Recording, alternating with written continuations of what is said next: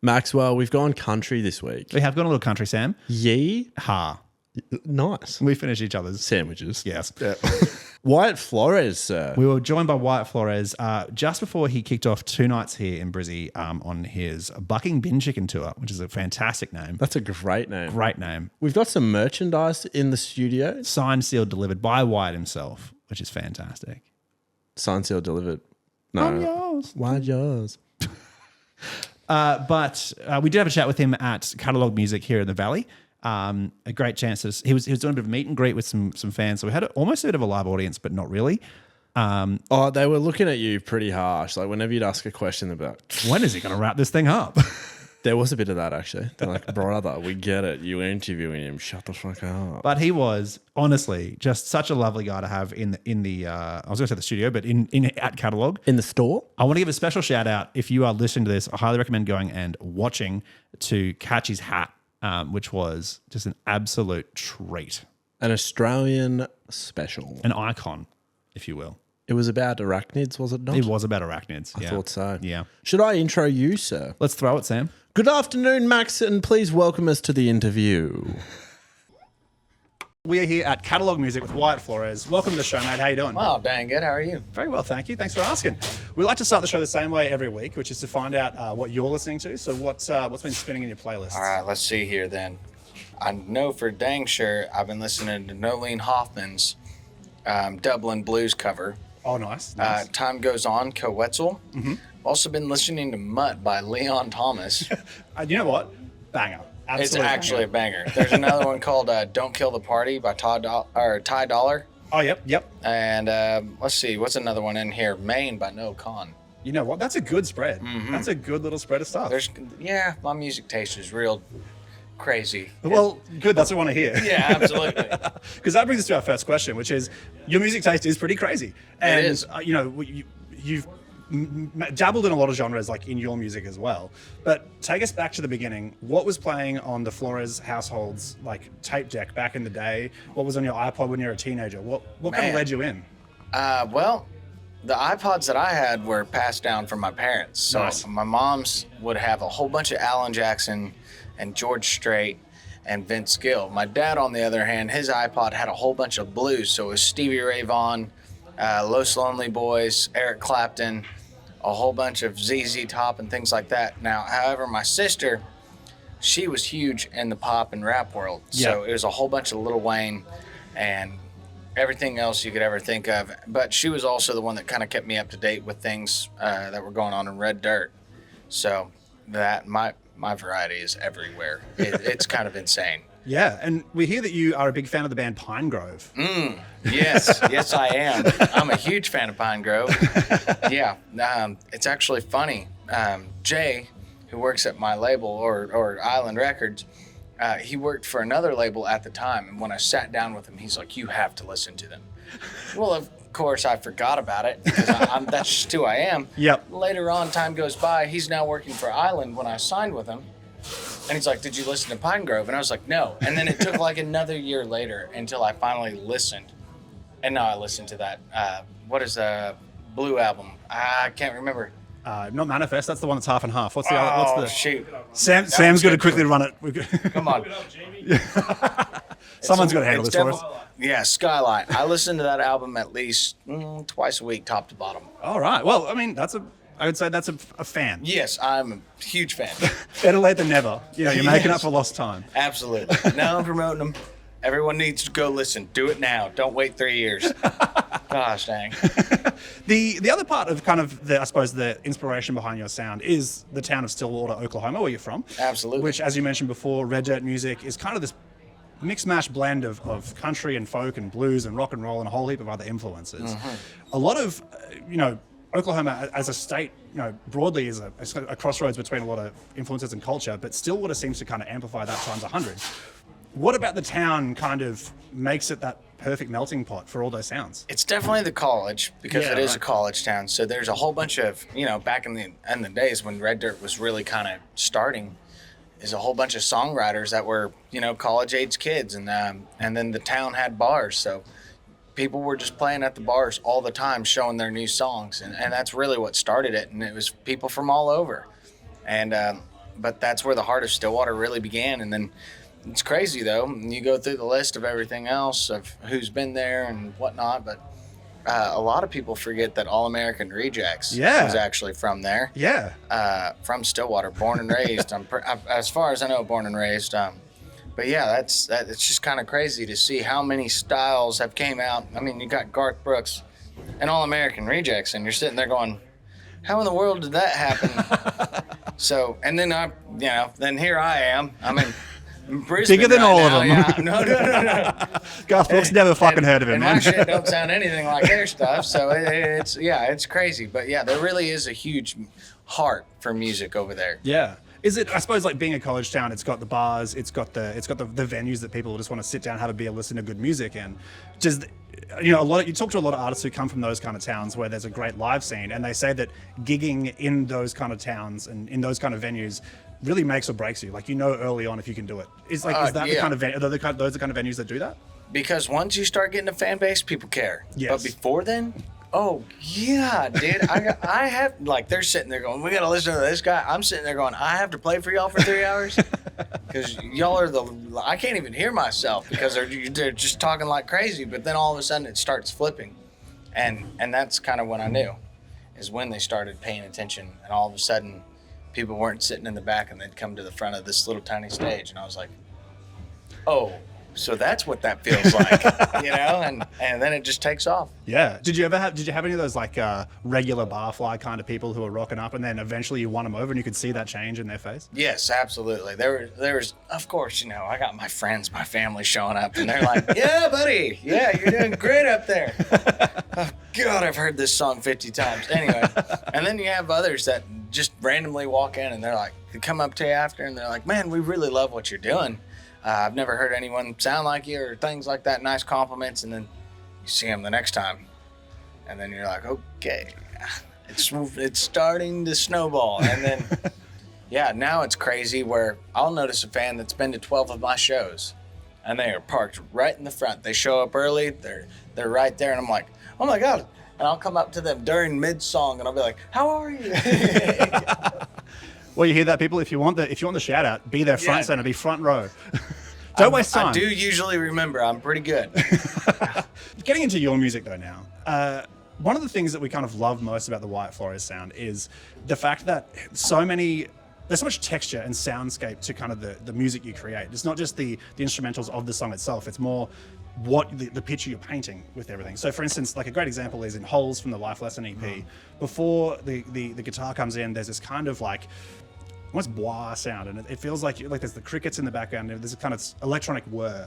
Obviously you don't sit down when you're starting, playing with the guitar to go, I want to have crickets and a bois in the background. Where in the sort of the story of these songs coming along do you paint those pictures and kind of build that out?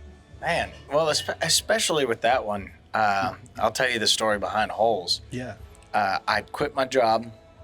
I started going to Nashville, but I was also trying to make money, so I started welding with my uncle down in Florida. So I was traveling from Florida, Oklahoma, and Nashville, and I was running out of money in a hurry. And there's this deal going on at this Airbnb where there's a whole bunch of artists, except they were all fitting the mainstream. Right. I was the one weirdo that was over there trying to write like Bob Dylan, and so I got kind of pissed the entire week there. It was just so different. I felt like an outcast. So I went upstairs into that Airbnb, locked the door. I was supposed to go do something else.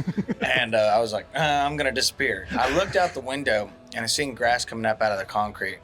And then I just sat there and I started thinking about my life and if it was going to work out. And the picture just started coming to me naturally. I just sat there and was like, I'm tired of walking holes in my shoes, and one thing led to the next, and painting those pictures was what I was just trying to get across. Now, when it came to like the crickets and the crazy things that we added, I never thought anyone was going to hear it. Oh, well, listen, don't worry. I know, that's the craziest. But we weren't thinking about it. We were like, well, that's a cool texture. There's crickets going crazy outside in Tennessee right now. Throw a mic outside. And that was it. So it's live crickets? It's not synth crickets? No. You can't. No, we literally made some of the cheapest music. I mean, Please Don't Go probably cost me maybe $400, $500. Wow. Because we were on a budget. Yeah. And then my first song ever cost me $100 in the back of a trailer house. That's value for money, my friend. No, it's pretty good. Yeah, it's paid itself off multiple times now, which is grateful, very grateful. But like, I never thought anyone was going to listen. I just wanted to make what I wanted to make. When you do sit down and go, hey, the crickets are going crazy, let's record that. What part of the process kind of, when you're working with your production team, do they go, hold on a minute, he's onto something. He's got the picture in his head that he wants to put it together. Like, do you have any trouble trying to express that to the team that are working with you? Not necessarily. Nowadays I've gotten a lot better about communicating, even though I still don't know the number system. Yeah. I couldn't tell you what the chord. I can't do the Nashville number system still. Does it sound good? That's all you need to know. Yeah, I mean, pretty much. And just communicating it has gotten better. I'm not great at it by no means, but nowadays I feel a lot better when I'm talking to other musicians and I'm like, this is what I want. Yeah. Or I'll find a reference and be like, it's like that, except we do this and then add an extra beat, just weird things. But for the most part, if you're surrounded by good creatives, yes, luckily I have been from the start, it's usually pretty easy for all of us to just sit back, try and find what's going to be resourceful to the songs. It's not like everything that I've done was my idea. Yeah. I've had a lot of people come in and they're like, what if we did this? And I'm like, I fucking love that. And then we go in and do it. Sorry, I don't know if I'm allowed to cuss. Mate, go fucking crazy. Okay, thank goodness. Absolutely launch in. There's only like a short time frame where I can act civil, and then after that, you don't have to buy that. Otherwise, we're going to have to fucking blur the hat out. It's a whole thing. Well, I didn't even think about the hat. Yeah, never mind. Hey, My don't bad. worry. I'm fucking all in. Yeah, I could turn it around, but I think it says fuck shit up in the back. I don't know. It gets worse. We're going to have to go sideways. That's the only way to do it. It's a 90s boy band. Before you recorded the debut record, Welcome to the Plains, you did take a hiatus to kind of give yourself a break, to sort of break out of that, I suppose, rocket ship that you were on of, playing shows, releasing songs, and just having a blow up along the way. I suppose, how much of the record itself reflects that getting back to basics and reconnecting with yourself before you went into the studio to lay it down? Most of the songs off Welcome to the Plain were written right before having that hiatus, and there's only like 4 more that were written afterwards. Like Oh Susanna was written afterwards. It gave me enough time to think about what I wanted to say and how I'd been feeling, but beforehand, like with Welcome to the Plains, it was daydreaming of going back home, because at that point in my life I wasn't. I was putting my nose down to the grindstone. Anytime I would go home, I didn't know how to go home. Not healthy, not at all. It was a shit show every time, and I'd run myself ragged, and that's all I knew. To pull it back even further, my first headline tour, I can't remember what it was called. It was Times Are Getting Hard tour. Right before that, my grandfather had committed suicide. Oh, I'm sorry, man. The week after, I fired my management. Oh, shit. And in that time frame, I went homeless for about 2 to 3 weeks, hopping couches, and then started a tour. Yeah, wow. And so it was, from there on, I didn't never breathe. I didn't breathe for any of it. And I just said, I'm going to go as hard as I possibly can. And that train fell off the tracks. Music was the only thing that I loved. And that was a weird thing for me, where I sat back and I was like, why is it not loving me back? Yeah. Like it used to. And taking that break was what set us up for where we are right here, right now. I'm healthier than I've ever been. I'm happier than I've ever been. And I feel like I have a sense of balance and understanding of who I am today. Do you feel like music's loving you back now? Yes, I'm enjoying the hell out of it. But I'm also realizing that in order for me to do that, I have to love myself. Yeah. And I have to understand that me without a guitar is the person that makes everything else happen, if that makes sense. Yeah, definitely. So definitely trying to take care of that. And through that, I've just been going back home. I moved my shit back home, and now I got cows and goats and 4 dogs and 1 stubborn ass horse named Hitch. So things are looking all right. And life's a whole lot better. I'm very glad to hear that, man. That's fantastic. I suppose in moving into the recording sessions for the record, it is somewhat about Stillwater and towns like Stillwater all across the US. It was recorded largely in Asheville and in LA. 2 towns, very big industry towns. And Asheville, North Carolina. I don't know if it says that in there. Oh, well, there you go. First week, Asheville, 2 weeks in LA, and then 2 more weeks in Nashville. Asheville and Nashville and LA. Yeah. The big 3, which, to be fair, all 3 of them are big industry towns. Absolutely. So I suppose, when you're trying to do the record, about these small towns and about these people and places that built you as a person, as Wyatt Flores, What is it like trying to communicate with people in these industry towns that I'm sure are like, hey, you got to make this record, you got to get out, you got to record fast? Man, it was crazy because I thought there was going to be more time. And then it was like, all right, you're recording an album. And I'm like, what? Which at that point, I shouldn't have freaked out that much. I had 3 giant EPs that were miniature albums. Yeah. I don't know why I freaked out, but for the most part, it was just really trying to stay in tune and not thinking about what the outside world wanted, I guess, and trying to sell it in these markets. And I'm so glad, because if I would have had that mindset, I would have never released Welcome to the Plains. Yeah.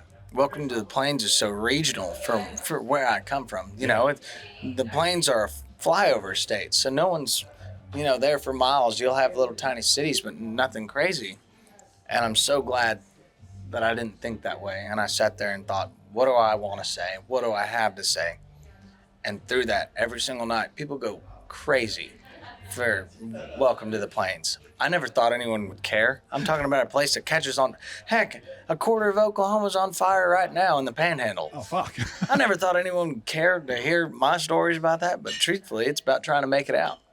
100%. And I feel like everyone kind of comes from that, you know? Yeah. Where you like grow up and then there's that certain point where you're like, I want to take off, go see the world. I want to leave this place and everything that I've created. Turns out I really wanted to go home after all that. Yeah, no matter how much you always kind of want to go home. Well, you know when you're home. We're here in Brisbane. Last time you were here was for CMC Rocks, and it seems like you got pretty into the vibe. You know, you were doing the shoeies with the crowd. You were getting into it. You were having a good time. You're here on the Bucking Bin Chicken Tour, which is your headline shows here. What were the expectations like for you coming back doing non-festival shows? I'm not going to lie. I've been very concerned just because I'm like, man, the last night at CMC when I finished out our set, shirtless, doing a shoey with a cigarette and a blown up crocodile, I was like, I don't think these people realize, like, I was just on a tear that night. I don't always act like that. You had us fooled, man. But, oh, dude, yeah. No, I had myself fooled. That was literally probably best show of my entire life. And I'm like, I don't know how I'm going to cover from that one. No, here's since it's been really great. And we created a whole new show. We wanted to give y'all something that y'all haven't seen before, because I know Australians like to travel a lot. So I've met quite a few in the States. And so we sat down. We were like, we're going to create a new show. And it's been the best show that we've created thus far. And we're playing new songs, and the fans have been crazy. Sydney, quite frankly, was the best show that we've had out of the entire tour. But it's on a Wednesday night. Yeah. People were climbing pillars, jumping on top of each other's shoulders again, and I didn't know what to expect of it all. And, like, I don't know, man. Like, I wish we had crowds like that back in the States. So it's been incredible to do a full-on tour. I'm already got things, I don't know, I said something not too long ago, about 3 days ago, where I'm hoping I can speak it into existence. I'm hoping the next tour is called the Dual Citizenship Tour. Oh, hello. Not a bad. Don't hate it at all. Not bad, but and then I'm hoping we'll get you the exam so you can practice. Yeah. I need those papers, dude. But and then I'm just hoping CMC calls us back, hopefully in the next couple of years, and we get to headline it. That's the goal. That'd be fucking awesome. Oh, I would lose my mind. I will do pretty much the same thing as last time, except better. I will find a way to get a whole bunch of crocodiles. I don't know. Live ones. Oh, yeah, live ones. Yeah, dude, screw the plastic ones, dude. Get the real thing. Save the planet, man. Yeah. We are here, and you've got a heap of fans waiting, so we won't hold you up for too much longer. But before we let you go, you might let the cat out of the bag a little bit. You mentioned new music. It's been a little while since we had the debut record. What's on the horizon for Wyatt Flores? Is there something coming up you can tell us about? Well, there is one that just dropped today with Waylon Wyatt. Had a collab with him come out called I Didn't Forget. The next stuff, I just got a Dropbox full of the rest of the album. It's rough mixes, so I don't even know when the first single's coming out. However, I can tell you this much. It's coming very soon, because I'm getting very impatient with y'all not having it in your hands. So do not fear. I'm fixing to bust down these office doors, and we're going to start putting out some music quick. But yeah, I'm super excited. This next album, sonically, is going to be a change. People are going to definitely hear it and go, did we lose him? And it's like, no, listen, I promise. It's the same thing that I've been doing since Losing Sleep. It's that kind of punk, emo stuff, except this time I kind of had more funds. Thanks to y'all, I was able to get into really good studios with really good producers and got to work with some really incredible people. So I hope y'all enjoy the hell out of this new album. I know I sure am. I've been geeking about it all day. Yeah, but other than that, man, just really big shows across the states, and happy to be here. I'm just ready to come back, if I'm being completely honest. I don't really want to leave in the next 3 days. You can take your time. Yeah. Hey, you know, are you going to pull in the Stillwater Big Three, Garth Brooks, All American my Rejects, gosh, and yourself? I'm trying to get there. I'm trying to be like, hey, that Down one at Eskimo guy. Joe's, record it dude. live? You know Eskimo Joe's? I did a bit of research. Oh my gosh, dude. Come on, get you some free cheese fries now. Goodness. Whatever you do, check out Kane's Ballroom next. All right. In Tulsa, though. In Tulsa. That's up the road, man. Heck yeah, come on. Just an hour. I got straight to across. Stillwater. Well, revisit Welcome to the Plains, Wyatt Flores' debut record, all by the sounds of it. Hang tight for some fresh new stuff. If you're in Australia, we're very sorry to say you've missed the Bucking Bin Chicken Tour, but for US listeners, catch Wyatt on the Drive All Night Tour across the country between March 26th and August 7th. Head to WyattFloresMusic.com. Heck yeah. Thank you so much, Wyatt, for taking the time. Heck yeah. Thank you, guys.